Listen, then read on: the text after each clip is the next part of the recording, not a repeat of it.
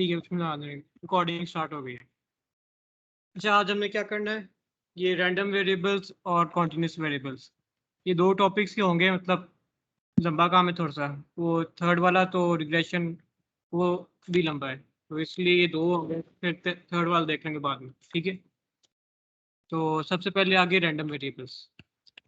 Random variables में दो चीज़ें हैं, एक डिस्क्रीट और एक कॉन्टिन्यूस, दोनों ही हमने करने हैं रैंडम वेरिएबल्स, डिस्क्रीट और दूसरा है कॉन्टिन्यूस।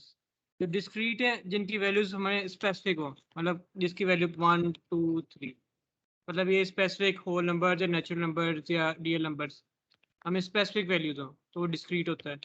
या जिसकी कॉन्टिन्यूस वैल्यू हो, मतलब पूरी रेंज हो 0 से 2, तो इसमें 0.1 0.01 0.01 सारा कुछ आता है, पूरी रेंज बन जाती है, तो वो बस कॉन्टिन्यूस होता है। ये डेफिनेशन वगैरह पढ़ लेना, हम ना सीधा एग्जाम्पल्स पर आते हैं, ठीक है। इनके अंदर बस डिफरेंस, डेफिनेशन तो वैसे आती ही नहीं है, सर ने सिंपल क्वेश्चन ही देना है। चलो, अच्छा, एक हमारे पास होता है कि प्रोबेबिलिटी मैथ फंक्शन, पीएमएफ जिसे कहते हैं, पीएमएफ। प्रोबेबिलिटी मैथ फंक्शन क्या होता है कि जो हमारे पास फंक्शन होता है पी ऑफ एक्स के, जिसके मुताबिक हम प्रोबेबिलिटी निकाल सकें, मतलब जो भी फंक्शन है, तो उसे हम प्रोबेबिलिटी मैथ फंक्शन कहते हैं, किसी भी इवेंट का या डाटा का। और अच्छा, एक है प्रोबेबिलिटी डिस्ट्रीब्यूशन। प्रोबेबिलिटी डिस्ट्रीब्यूशन क्या होती है कि एक टेबल बनाते हैं हम, जिसमें हमारे पास एक इवेंट है एक्स और एक उसकी प्रोबेबिलिटी है। हम इवेंट की सारी जो वैल्यूज होती हैं हम उसको निकाल लेते हैं, मतलब कि इवेंट में क्या क्या हो सकता है। अगर एक्स डिस्क्रीट है तो इसके हमारे पास सिंपल वैल्यूज आएंगे, मतलब 0 1 2 3।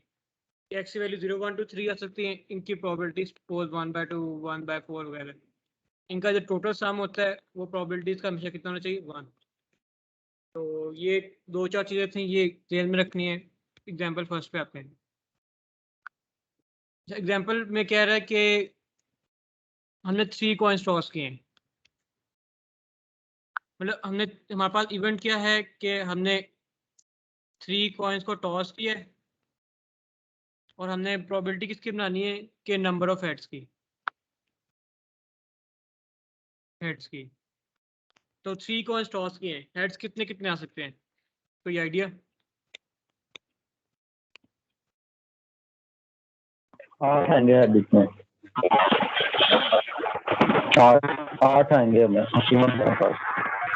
8 वो सैंपल स्पेस है ना, वो तो टोटल है। मैं कह रहा हूँ हेड कितने आ सकते हैं, मतलब 3 कॉइन टॉस किए, हेड का 3 आएंगे। 0 1 2 3, सबका चांस है ना कि हमारे पास 0 हेड भी आ सकता है, हमारे पास 1 हेड भी आ सकता है, 2 हेड भी आ सकते हैं, 3 हेड भी आ सकते हैं, सारी की प्रोबेबिलिटी है। इसका अगर मैं सैंपल स्पेस बनाऊँ तो वो ये बनेगा कि सबसे पहले head head head head head tail head tail head tail head head, और उसके बाद क्या क्या, head tail tail tail head tail tail tail head और टेल टेल टेल, मतलब 2 की पावर 3। ऐसे नहीं बनता होता, 8 बन गए। तो यहाँ पर हमारे पास कौन कौन सा चांस है कि 3 हेड आ जाएं, हमारे पास क्या चांस है कि ये सारे हैं हमारे पास 2 हेड्स के, हमारे पास ये चांस है कि 1 हेड आए, और ये चांस है कोई हेड भी ना आए, 0 हेड। ऐसे ही है। हमने जो इवेंट है उसको देखना है कि उसने कहा है कि प्रोबेबिलिटी डिस्ट्रीब्यूशन बनानी है नंबर ऑफ हेड्स की। हमने उसको सपोज कर लिया एच, ओ सॉरी, हमने उसको सपोज कर लिया एक्स, के प्रोबेबिलिटी डिस्ट्रीब्यूशन हमने बनानी है एक्स की। तो अब हमें देख लिया कितने हेड्स आ सकते हैं, वो 0 आ सकते हैं, 1 आ सकते हैं, 2 आ सकते हैं, 3 आ सकते हैं। तो इनकी प्रोबेबिलिटीज क्या होंगी, 0 की कितनी प्रोबेबिलिटी है, 0 बस यही आ सकता है ना, ये वाला, इसकी प्रोबेबिलिटी कितनी, 1/8, बिल्कुल। 0 की प्रोबेबिलिटी 1/8 आ गई, 1 की कितनी हुई, 3/8, 3/8। 3/8 बिल्कुल। और 2 की भी कितनी हुई, वो भी वैसे ही 3/8। 3/8। और 3 की होगी 1/8, ठीक है, बिल्कुल। तो टोटल कितना है हमारे पास, ये चेक होता है कि 1/8 + 1/8 + 3/8 + 1, 1 + 3 + 3 ये तो + 1 हो 1 गया। 1 हो गया बिल्कुल। अगर 1 आ गया आंसर तो हमारा ठीक बनाया हमने प्रोबेबिलिटी डिस्ट्रीब्यूशन। ये टेबल यही शो करता है कि हमने ठीक है। ओके ठीक है, ये प्रोबेबिलिटी डिस्ट्रीब्यूशन टेबल कहते हैं इन्हें, कि इसमें हर एक इवेंट के हर पॉसिबिलिटीज को हम डिस्कस करते हैं। चलिए आगे, एक दूसरा इसका ये है कि सपोज करो हमने 2 डाइस को थ्रो किया है, हमने बनाना है उसके सम की प्रोबेबिलिटी। एक्स क्या है? सम ऑफ डॉट्स। कि 2 डाइस को थ्रो किया है, जो डॉट्स का सम आएगा उसकी प्रोबेबिलिटी एक्स, तो वो कितनी होनी चाहिए? उसका मतलब एक्स कौन कौन सा होना चाहिए? रेंज क्या होगी एक्स की? मिनिमम क्या होगा जब दोनों पे एक एक आ जाए? 2 से 12। बिल्कुल हाँ, और 6 + 6 तो हमारे पास 0 सॉरी 2 3 4 5 6 7 8 9 10 11 12, ये हमारे पास आ गई एक्स की रेंज। इनकी प्रोबेबिलिटीज क्या होंगी? एक शॉर्टकट, मतलब याद रखना कि ये जो 7 आता होता है ना, इसकी सबसे ज़्यादा प्रोबेबिलिटी होती है और होती है 6/36। ये याद कर लो बस।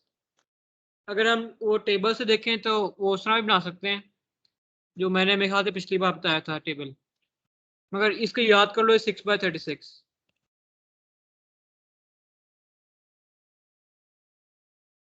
इससे पीछे आओगे, अगर 6 पे आओगे तो उसकी हो जाए 5/36, 5 की होगी 4/36, 3 की होगी 3/36, 3 की होगी 2/36 और 2 की होगी 1/36।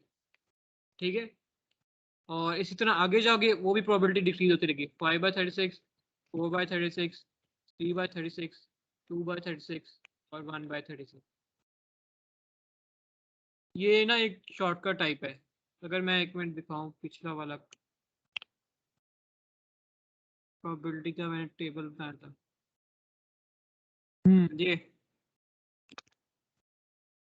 ये देखो, ये याद होगा पिछली बार हमने बनाया था कि हमने प्रोबेबिलिटी का, तो इसमें अगर हम 2 का देखें तो 1 + 1 2, ये बस एक दफ़ा ही आ सकता है ये वाला, ऐसे ही है। अगर हम 3 का देखें तो 2 आ सकते हैं, 4 का देखें तो 3 आ सकते हैं, मतलब एक एक कम आएगा।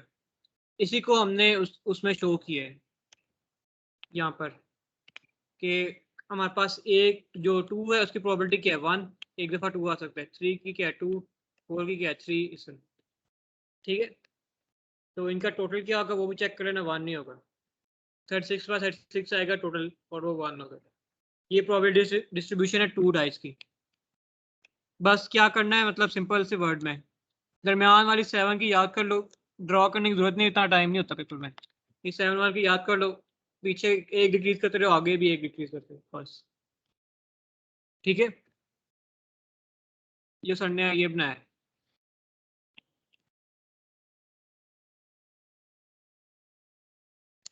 ये हमारे पास था प्रोबेबिलिटी डिस्ट्रीब्यूशन का टेबल।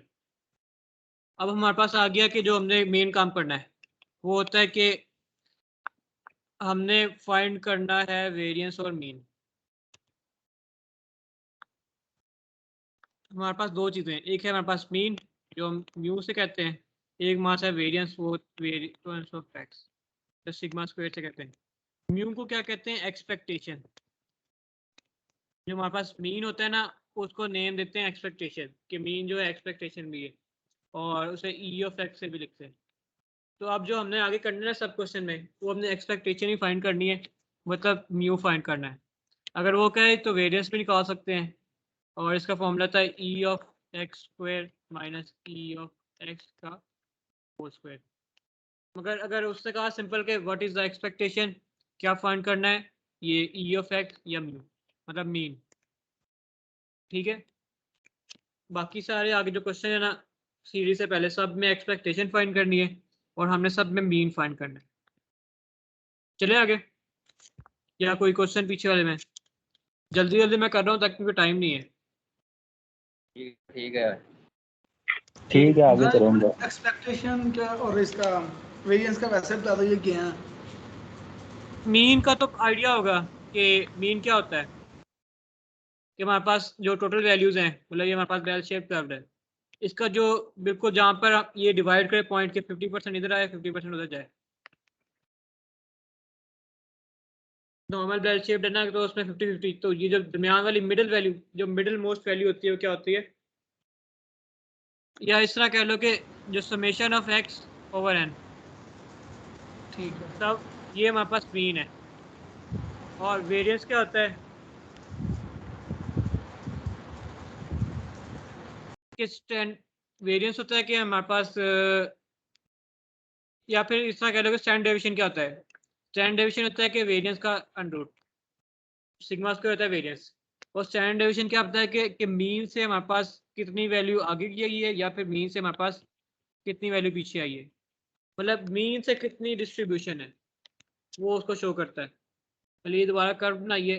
तो अगर हमारे पास ये है माइनस सिग्मा, ये है सिग्मा, तो ये मीन से कितनी वेरिएशन आई है आगे या पीछे, ये हमें स्टैंडर्ड डेविएशन शो करता है। और स्टैंडर्ड डेविएशन का अगर हम स्क्वायर ले लें तो वो हमारे पास है वेरिएंस।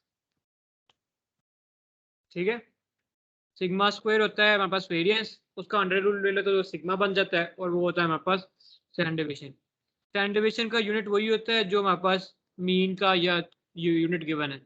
वेरिएंस का यूनिट स्क्वायर का होता है। ठीक है, तो अब ये पहली एक्सरसाइज पे आए हैं। तो ये क्या कह रहा है, वो कह रहा है कि हमने कंप्यूटर बोर्ड्स रिसीव किए हैं 5 लॉट्स। लॉट्स क्या मतलब है कि कोई भी मतलब एक पैक सपोज कर लो कि एक पैक है उसमें 5-5 कंप्यूटर बोर्ड आए, समझो 1 2 3 4 5, और हमने 2 बोर्ड सेलेक्ट करने हैं इंस्पेक्शन के लिए, और वो कह रहा है 1 और 2 वाले ना डिफेक्टिव है, मतलब 1 और 2 डिफेक्टिव है, 3 4 5 ओके। हमारे पास 5 लॉट्स हैं, 1 2 जिसमें डिफेक्टिव है, और 3 4 5 ओके। ऐसे ही है, ऐसे ही कह रहा है कि 1 2 हमारे पास खराब है, 3 4 5 हमारे पास ठीक है। वो कह रहा है हमें 2 बोर्ड की सिलेक्शन करनी है। अच्छा, जब वर्ड है सिलेक्शन का तो हमने क्या सपोज करना है, हमने कॉम्बिनेशन यूज करना है। जब भी वो वर्ड करना सिलेक्शन तो हमने कॉम्बिनेशन यूज करना है, परम्यूटेशन ही कॉम्बिनेशन। कॉम्बिनेशन क्या करना है कि 2 का, तो यहाँ पर कॉम्बिनेशन होता है NCX। हमारे पास N होता है टोटल, कि 5 हमारे पास टोटल लोड्स हैं, कॉम्बिनेशन और X कितने की हमने सिलेक्शन करनी है, 2 की।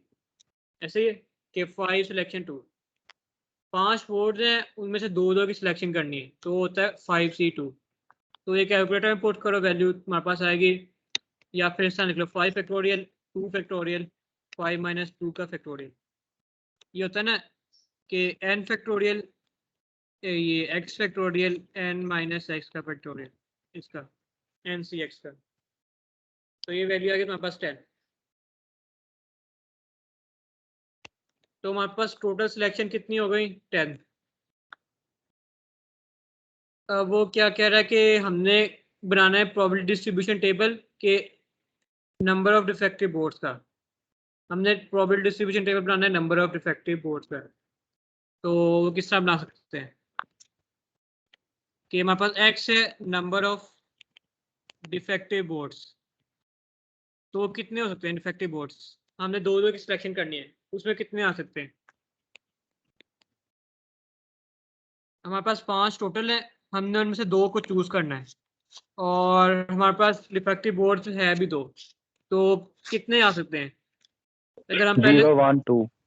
0 1 2 बिल्कुल, कि हम चेक करें तो कोई भी ना आए कि 0 नो डिफेक्टिव आया, एक डिफेक्टिव आ गया या फिर 2 डिफेक्टिव आ गए, तो ये हमारे पास 0 1 2।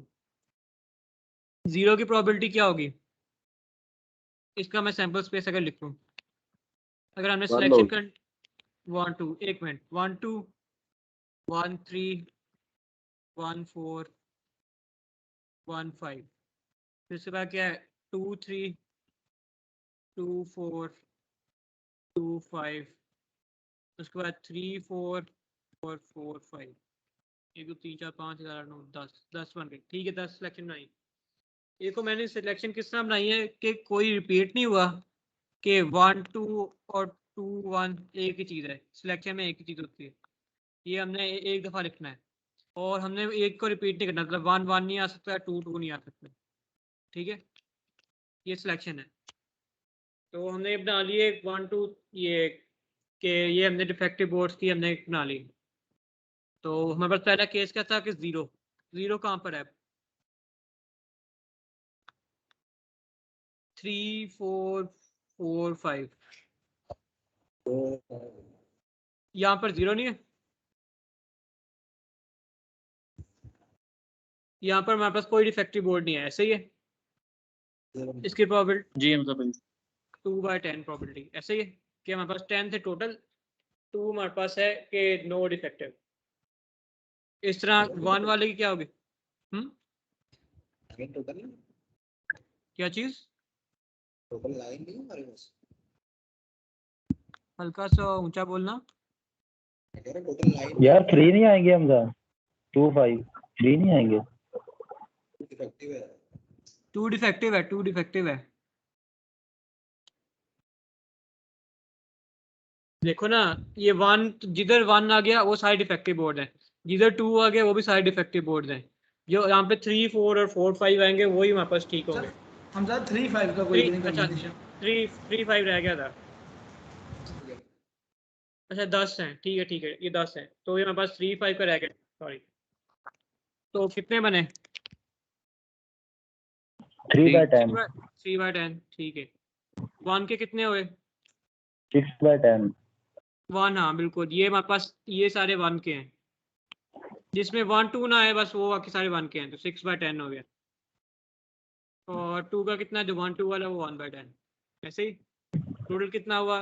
10/10 3 6 और 9 और 1 10 1 हो जाएगा। 1 हो गया। बस ये हमने प्रोबेबिलिटी डिस्ट्रीब्यूशन टेबल बना दी। ठीक है, नेक्स्ट वाले पे आए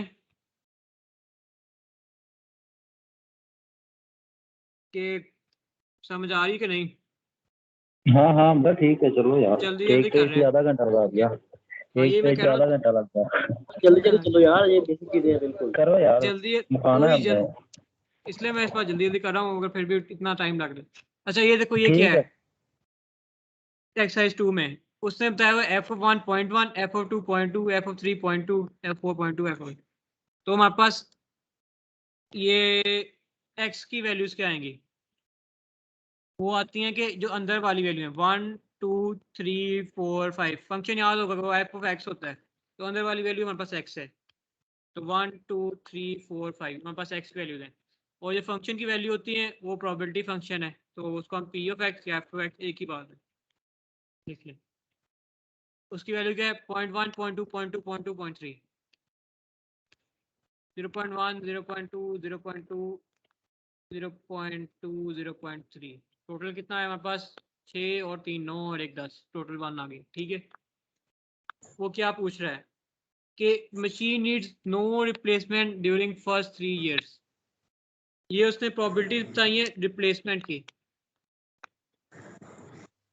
वो कह रहा है कि अगर मशीन इस तरह की प्रोबेबिलिटी फाइंड करोगे मशीन के रिप्लेसमेंट ना चाहिए हो फर्स्ट 3 years में, उसका क्या मतलब है कि फर्स्ट 3 years में नई रिप्लेसमेंट चाहिए तो 4 5 में चाहिए होगी, ऐसे ही है।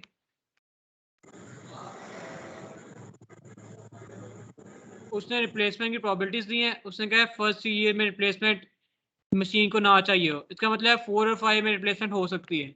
तो हम 4 और 5 की बस ये FO4 प्लस FO5 ऐड करो तो हमारे पास आंसर आ जाएगा। 0.2 प्लस पॉइंट से कितना है? 0.5 आंसर। बस ठीक है, ये सिंपल। हमें ठीक है ना 3 तक की नहीं होनी चाहिए, तो 4 और 5 में हो सकती है, तो हम उनकी ऐड कर दो। तब ये चैप्टर कौन सा, 4 के 5? ये 3 है। अच्छा 4 5 नहीं कराएंगे? 5 अभी वो लंबा है ना, इस बार आज 3 और 4 कर रहे हैं। बस 3 और सही। 4 रैंडम और डिस्क्रीट और कॉन्टिन्यूस रैंडम वेरिएबल्स है ना, तो ये अच्छा लिंक्ड है। 5 बार आपसे डिफरेंट है। यार, आप खाते क्या हो कसम से? ओ यार हमजा चलो यार का एक्सरसाइज 3 अब वो अब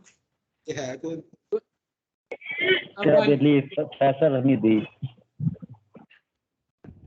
सर, अच्छा सर के लेक्चर में कोई इतना नहीं आता, सारे आ गए इधर अभी। चलो ठीक है, करें आगे, मतलब टाइम कम है। जी हम जी भाई हमजा कर करो लेते हैं। यार ठीक। अच्छा ये वाला इंपॉर्टेंट है, ये वाला इस तरह का मतलब काफी चांस से आ जाए ये ना, इस तरह का आया भी हुआ है मेरे ख्याल से। तो सपोज करो हमारे पास probability function F of X दिया हुआ है k/2x और x की वैल्यू क्या है 0 1 2 सो ऑन, और हमने फाइंड करना है probability x greater than 4 greater equal to 4, probability of x greater equal 4 ये हमने फाइंड करनी। तो सबसे पहले हमने क्या, और हमने k को भी फाइंड करना है, दोनों चीज़ हमने फाइंड करनी। तो सबसे पहले हमने क्या फाइंड कर लें, k हम फाइंड कर लेंगे तो हमारे पास फंक्शन के अंदर ना ये कांस्टेंट एलिमिनेट हो जाएगा। तो अच्छा सबसे पहले हमने क्या करना है, k फाइंड करें, summation of f of x मतलब प्रोबेबिलिटी का सम, ये f ऑफ x होता है प्रोबेबिलिटी मैच फंक्शन PMF, इसका सम कितना होना चाहिए, टोटल प्रोबेबिलिटी का सम कितना होता है किसी भी चीज़ का, 1 बिल्कुल 1 होना चाहिए। हाँ हमेशा टोटल प्रोबेबिलिटीज 1 होती हैं। तो हम इसको सकते हैं समेशन k/2 की power x is equal to 1, k constant इसको बाहर निकालो, k बाहर निकला है, 1/2 की power x is equal to 1। अच्छा अब इसको एक्सपेंड करो, k हमारे पास बाहर है 1/2 की पावर x, x वैल्यू कहाँ से कहाँ तक हमारे पास 0 से ऑनवर्ड है, ऐसे ही है, ये याद रखना, ये जो गिवन है वैल्यूज को देखना गौर से, 0 से ऑनवर्ड है हमारे पास x की वैल्यूज। तो पहली वैल्यू क्या आएगी 1/2 की पावर 0, ठीक है हमने x के लिए 0 डाल दी, 1/2 की पावर 1, 1/2 की power 2 so on is equal to 1, ऐसे ही है, ठीक है। ये याद रखना कि अगर उसने 1 से ऑनवर्ड दिया हुआ है x को तो हमने लिखना है यहाँ से 2 की पावर 1 से स्टार्ट करना है, 0 से क्यों स्टार्ट किया है उसने यहाँ पे बताया हुआ है, x इज इक्वल टू ये 0 से स्टार्ट हुआ है, ओके। ठीक है। ये क्या चीज़ है हमारे पास, ये हमारे पास इन्फिनिट ज्योमेट्रिक सीरीज है, याद होगा अगर हमने ना ये निकाल दिया फर्स्ट ईयर में किया था। तो एस इन्फिनिट का फॉर्मूला क्या होता है a1/1 माइनस आर, आर हमारे पास कॉमन रेशियो है।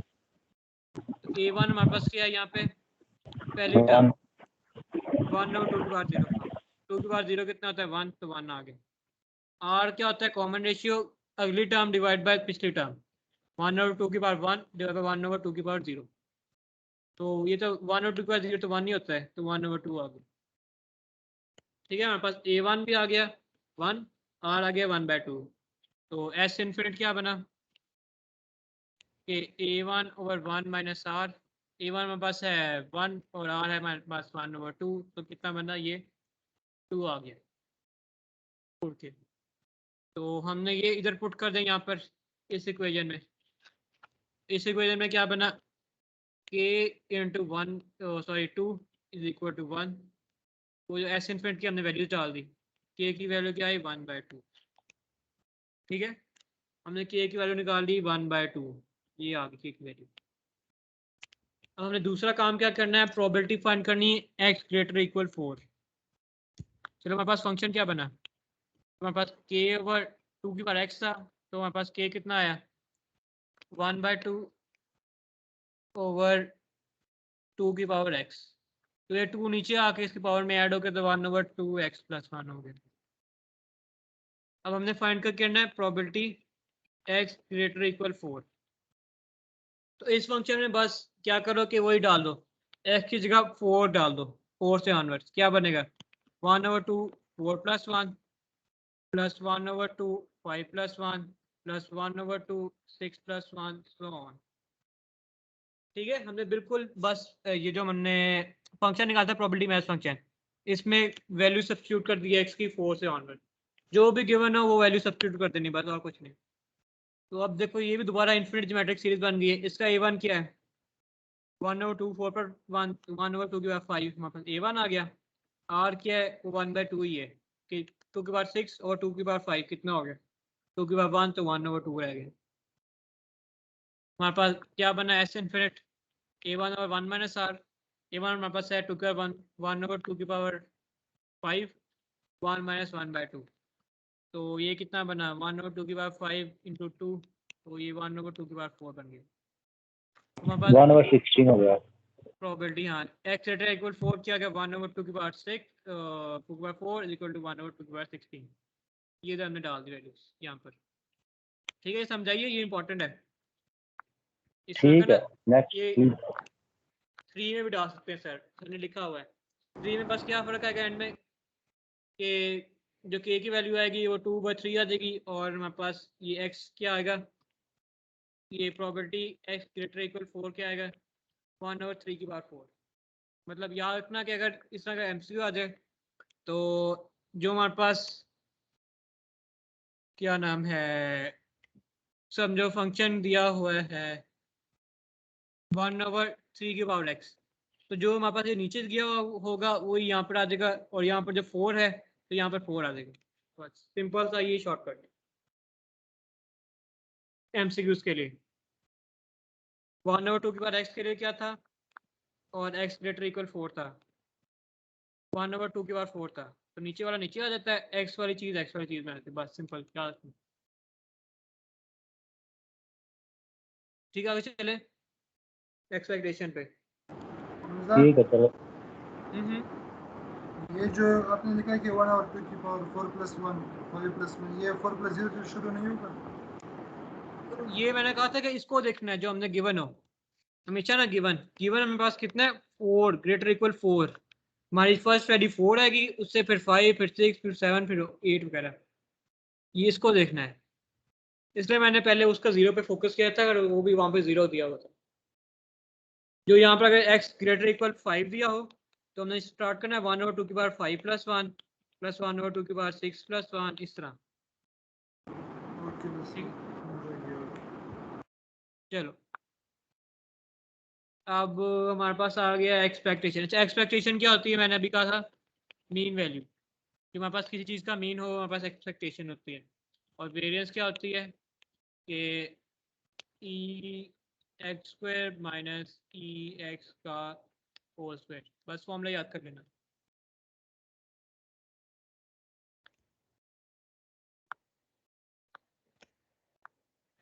अच्छा, ये वाला क्वेश्चन देखो,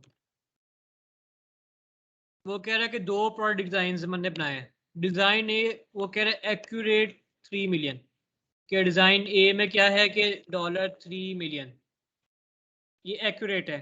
तो जब भी वो कहे हमारे पास एक्यूरेट, वही हमारे पास मीन होता है, और उसकी वेरिएंस क्या होती है, वेरिएंस क्या होनी चाहिए इसकी,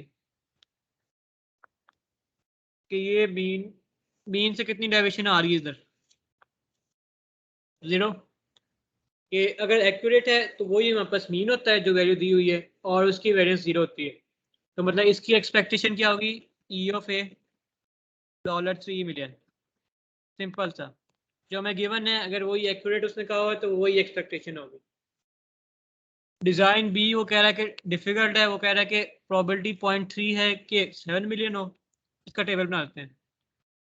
वो बी डिजाइन के लिए क्या कह रहा है कि हमारे पास दो ये हैं कि 2 आउटकम्स हैं, एक है हमारे पास $7 मिलियन, एक है हमारे पास $2 मिलियन। तो बी के लिए हमारे पास 7 मिलियन भी आ सकता है, 2 मिलियन भी आ सकता है, और प्रोबेबिलिटी कितनी कितनी है इनकी, 7 की है 0.3, दूसरे की है 0.7। 0.3 इसकी प्रोबेबिलिटी है, इसकी प्रोबेबिलिटी है 0.7, टोटल आ गया 1 हमारे पास। मतलब ये ठीक है, ये बनाया ठीक है। ये हमारे पास बी के 2 चांसेस हैं, जो 7 मिलियन है उसकी प्रोबेबिलिटी है 0.3, जो 2 मिलियन है उसकी प्रोबेबिलिटी है 0.7। हमने फाइंड करनी है बी की एक्सपेक्टेशन। ए की एक्सपेक्टेशन हमें पता है 3 मिलियन ही है, जो हमें गिवन है वही है। बी की हमने फाइंड करनी है और फिर उनको कंपेयर करना है, जिसकी एक्सपेक्टेशन ज़्यादा होगी वो हमने डिज़ाइन को चूज़ कर लेना। तो इसकी एक्सपेक्टेशन क्या आएगी, और एक्सपेक्टेशन क्या फॉर्मूला क्या है ये याद नहीं रहा मुझे, x into P of X. ये x जो है उसको मल्टीप्लाई करो p ऑफ x जो उसकी प्रोबेबिलिटी है, इनका समेशन कर लो। मतलब हमारे पास b है, ये p ऑफ b है, इनको मल्टीप्लाई कर दो, b into P of b कितना आएगा 7 इंटू 0.3, 0.7 0.2 2.1 आ गया, और 2 इंटू 0.7 ये कितना बना 1.4। इनका सम कितना है 2.1 प्लस 1.4 3.5। तो summation b into P of b जो हमारे पास एक्सपेक्टेशन होती है पी ऑफ एक्स, वो हमारे पास आ गई 3.5 मिलियन। ठीक है, हमने सिंपल b और इनको मल्टीप्लाई किया आपस में, अपने अपने टर्म्स को, एंड में उनको ऐड कर दिया, 3.5 आ गया। और 3.5 बस ये एक्सपेक्टेशन है, बस इतना सा काम है, समझाइए। तो अब हमारे पास बी ठीक की है। ठीक है, अच्छा बी की एक्सपेक्टेशन हमारे पास 3.5 मिलियन है, ए की एक्सपेक्टेशन हमारे पास है 3 मिलियन, तो हम किसको चूज करें, जिसकी एक्सपेक्टेशन ज़्यादा हो, मतलब हम बी को चूज कर लेंगे। वेरिएंस तो निकाली हुई है, वो भी निकाल लेना। तो वेरिएंस के लिए क्या करना है हमने, हमारे पास बी था, पी ऑफ बी आ गया, और B into P of P, ये हमारे पास आ गई वैल्यूज। अब हमने क्या करना है, B square into P of B, ये भी कॉलम बना लो टेबल में, तो उसकी वैल्यू जो भी आएंगी, इसकी वैल्यू जो आएंगी ना, वो हमारे पास होगा ई ऑफ एक्स स्क्वायर। ठीक है, तो वेरिएंस का फॉर्मूला क्या होता है कि ई of x square minus E of x का होल स्क्वायर। तो ई ऑफ एक्स क्या था हमारे पास, ये जो मीन था, ये जो 3.5 है उसका स्क्वायर आ जाएगा। ये ई ऑफ एक्स स्क्वायर क्या है, ये जो हमने यहाँ पे जो वैल्यू निकाली है ना, इनको सम कर दो, वो ई ऑफ एक्स स्क्वायर है, इनको आपस से सब्ट्रैक्ट करो तो हमारे पास आ जाएगा वेरिएंस। ये बस सिंपल ये फॉर्मूला है और कुछ भी नहीं। ठीक है, B square into P of P मतलब X square into P of X, ये निकालना है हमें। चल जाए आगे। हाँ चलो। ठीक ठीक ठीक। यार ये 7 इस माइनस 3.5 का स्केयर कैसे किया हमला? ये उन्होंने उस तरह किया है कि इसको इस तरह छोड़ो, तुम इस तरह देखो, बस ये सिंपल है फॉर्मूला बनाओ। उन्होंने असल में क्या किया कि हमारे पास जो था ना कि इधर से क्या नाम था, ये हमारे पास जो थी, ये हमारे पास जो बी की वैल्यूज थी, उनको हमने ना उधर से माइनस कर दिया है। ये याद होगा फॉर्मूला कि सिग्मा स्क्वायर का फॉर्मूला क्या होता है, summation x minus mu over n, ऐसे ही था, एक्स माइनस म्यू स्क्वायर का एन के वेरिएंस होते क्या है, वो होती है समेशन ऑफ मीन डेविएशंस, ये होती है कि summation of deviation from mean, sorry summation of deviations from mean. तो हमारे पास डेविएशन क्या होती है फ्रॉम मीन, मतलब एक्स में से वो मीन की वैल्यू माइनस कर दो, या आगे समेशन ऑफ डेविएशंस, इसका स्क्वायर कर दो और उसको आन पे डिवाइड कर दो, ये हमारे पास असल में वेरिएंस का फॉर्मूला है। तो ये वाला फॉर्मूला यूज करने की बजाय ना सिंपल दूसरे वाला कर लो, वो आसान है। ठीक है। इसमें अगर दो वैल्यूज हैं तो चलो फिर तो ठीक है, लग जाता है सिंपल, 5-6 वैल्यूज आ जाए बहुत मसला होता है। सिंपल टेबल बनाओ तो टेबल से इजी रहता है। ये चैप्टर 1 में पढ़ा था मेरे ख्याल से, वही वाला है। ठीक है, अच्छा अब हमारा क्या है कि हाउ मेनी हेड्स हमने, अच्छा हाउ मेनी हेड्स एक्सपेक्ट, तो हमारे पास जो फंक्शन है वो है x is equal two heads, कि जो हमने जिसकी हमने प्रोबेबिलिटी फाइंड करनी है, जो हमारे पास वेरिएबल है सपोज करो, वो हमारे पास है कि नंबर ऑफ हेड्स, उसको हमने एक्स कह दिया। फ्लिप अ कॉइन ट्वाइस, तो अगर कॉइन को 2 दफा टॉस करो क्या क्या आ सकता है, head head, head tail, tail head और टेल टेल। और एक्स की प्रोबेबिलिटीज क्या होंगी, मतलब एक्स की हमारे पास वैल्यूज क्या सकती हैं, कितने ऐड हो सकते हैं, 0 1 2। और प्रोबेबिलिटी ऑफ एक्स क्या होगी, 0 की प्रोबेबिलिटी कितनी है 1/4, ये 1 की कितनी है 2/4, इसकी कितनी है 2 की कितनी है 1/4, ऐसे ही है। टोटल करो तो 1 आ गया, ठीक बनाया हमने। हमने एक्स, उसने कहा था हेड्स है, उनकी प्रोबेबिलिटीज फाइंड कर ली हैं। एक्सपेक्टेशन क्या होती है, x into P of x, ठीक है। तो 0 इंटू 1/4 क्या होगा 0, 1 इंटू 1/4, 1 इंटू 2/4 क्या होगा 2/4 ही, और 2 इंटू 1/4 क्या होगा 1/2। टोटल कितना आया 2/4 प्लस 1/2, तो 1 आ गया। तो हमारे पास एक्सपेक्टेशन क्या होगी ई ऑफ एक्स 1। ठीक है, सिंपल बस एक्स और पी ऑफ एक्स को मल्टीप्लाई करना, और कुछ भी नहीं है इसके अंदर एक्सपेक्टेशन। वेरिएंस का हो तो वेरिएंस पे निकाल लेना।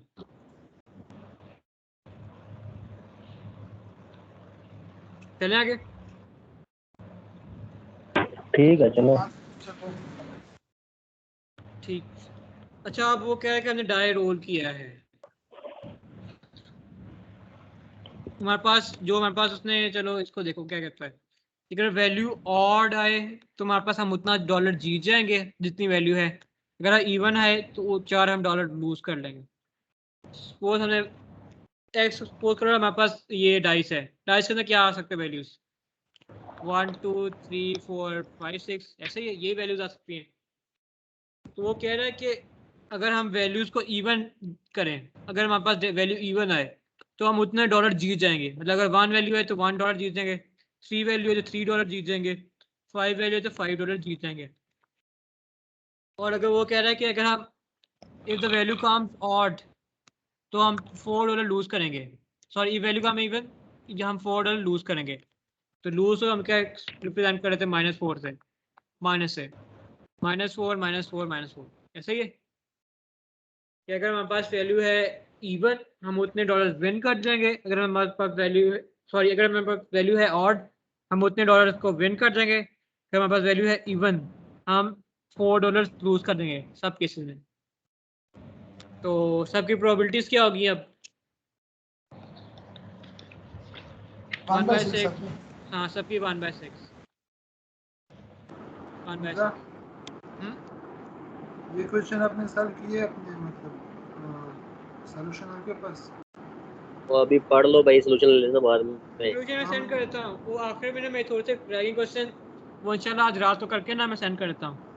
अच्छा फिर हम नोट नहीं करेंगे इसलिए पूछा। ठीक है मैं भेज देता हूँ, टेंशन लेनी।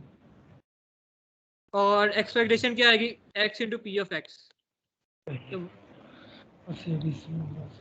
हमारे पास ये x है, वो तो ऊपर डाइस था ना, ये डाइस था ऊपर, उसकी वैल्यू कितनी है, हम एक्सपेक्ट क्या सकते हैं कि 1 3 और 5। तो x into P of x क्या होगा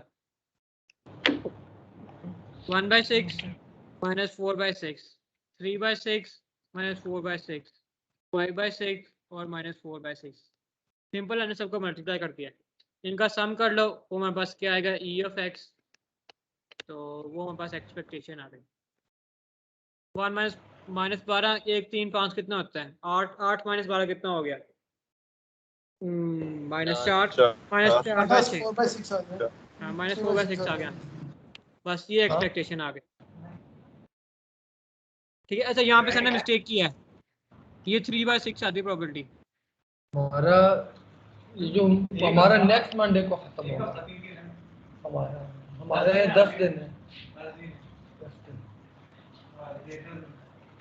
ठीक है अब इसको जल्दी जल्दी गो थ्रू कर लेते हैं कि अम्ब्रेला सेल्समैन $30 पर डे कर सकता है जब रेन हो। तो रेन में उसका $30 है, उसकी रेन की प्रोबेबिलिटी क्या है कि 0.3।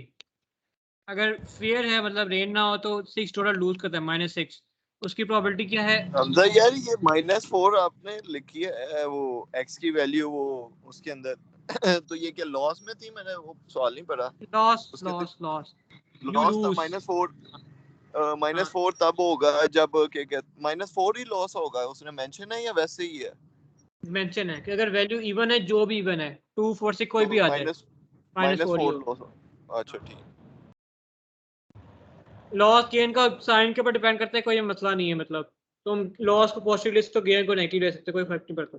आंसर का साइन बस नहीं उल्टा आ वो गया तो और ठीक है, वो बस मैं वो देख रहा था कि लॉस की वैल्यू उन्होंने -4 लिखी हुई है या फिर वो उन्होंने क्योंकि उसके अंदर तो है ना जितने डॉलर्स आप जितनी वैल्यू आएगी उतने आपके डॉलर विन होंगे। हाँ वो इवन तो वो ऑड की साइड पे है। ऑड के लिए तो मुझे लगा इवन के लिए भी ये है शायद नहीं उसके लिए वो डिफरेंट।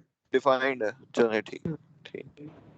अच्छा हमारे पास ये अम्ब्रेला सेल्समैन क्या है $30 पर डे, अगर हमारे पास रेन है, रेन की प्रोबेबिलिटी है 0.3। अगर वो फेयर है मतलब रेन ना हो तो लूज करता है $6 पर डे। तो फेयर की प्रोबेबिलिटी क्या आएगी 1 माइनस कर दो आंसर जो रेन की है, मतलब जिस दिन रेन ना हो मतलब वो फेयर ही होगा ना, तो उसकी प्रोबेबिलिटी क्या आएगी 0.7। सिंपल इनको मल्टीप्लाई करो, उनको ऐड कर दो, हमारे पास एक्सपेक्टेशन आ गई।